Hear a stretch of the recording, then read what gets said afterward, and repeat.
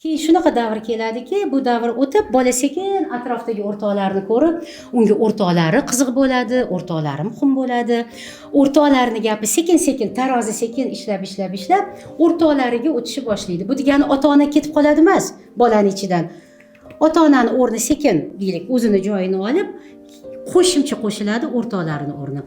Keyin sekin vaqt o'tib, bola keyin sekin o'zini qarashi o'ziga muhim bo'ladi.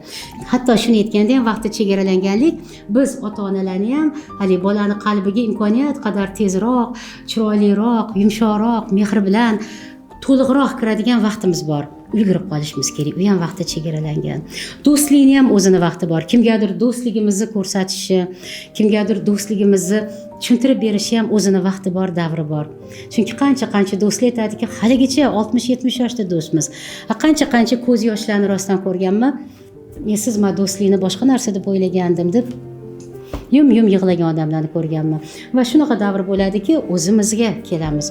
Lekin uni ham deylik, o'sha o'zini vaqti bo'ladi. O'shandan kuchimiz bor edi, vaqtimiz bor edi, imkoniyatimiz bor edi, ulgurishimiz kerak. Shuning uchun maqsad bu juda ham muhim mavzu deb o'ylayman.